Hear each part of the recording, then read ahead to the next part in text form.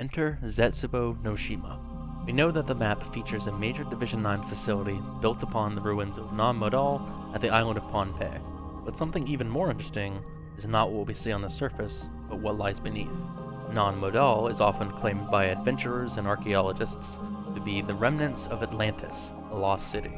Herbert Reitlinger, a German explorer in the 20th century, spent 2 years sailing around the Pacific. He claimed to have discovered that the island of Pohnpei was a brilliant and splendid center of a Pacific kingdom that had existed there, untold millennia ago. The buildings on Non-Modal stretch towards the edge of the island and extend below sea level into the depths. Down below, local divers claim to see countless stone vaults, pillars, and monoliths. Carved stone tablets hung on the remains of what seem to be houses or temples. Non-Modal also functioned as an inspiration for Lovecraft's lost city of Relaya, the sunken home of Cthulhu. Relaya is pretty much Atlantis with a darker undertone.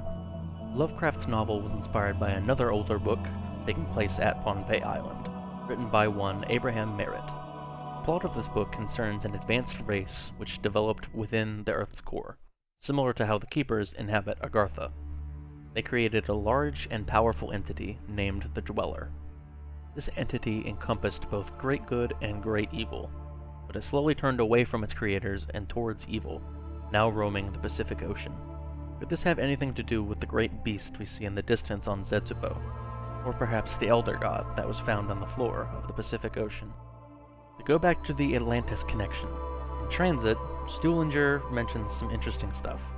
For a moment, let's consider these Stuhlinger quotes as more than merely the ramblings of a madman. Oh, now that's a score! Oh, that supernatural box from Atlantis must like you! Oh, wow, okay, I've said too much. That box of lies comes right out of the Bermuda Triangle. I read. He states that the mystery box comes from both Atlantis and the Bermuda Triangle, which leads me to believe that Atlantis can be accessed via the Bermuda Triangle. Atlantis being located in the Bermuda Triangle is actually a very common idea in conspiracy and pseudo-mythological theories. Keeping in mind that Zetsubou no Shima takes place in Non-Modal, the ruins of the ancient keeper city of Atlantis, could the island also be accessible via the Bermuda Triangle in the Atlantic Ocean?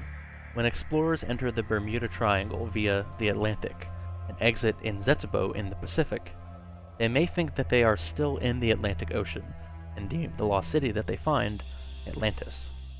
In Zetsubou we see out-of-place thunderstorms in the sky, and crashed planes of all types, both American and Japanese. This would fit perfectly with the Bermuda Triangle's infamous power to make planes and ships disappear. So could Zetsubou no Shima be accessed via the Bermuda Triangle? I think that there is a high chance. Perhaps this is even the place the reporter talks about in Shadows of Evil, where he collected strange artifacts for Mr. Rapt. The topic of Atlantis is further brought up by Dr. Strauss in the Dark Aether story.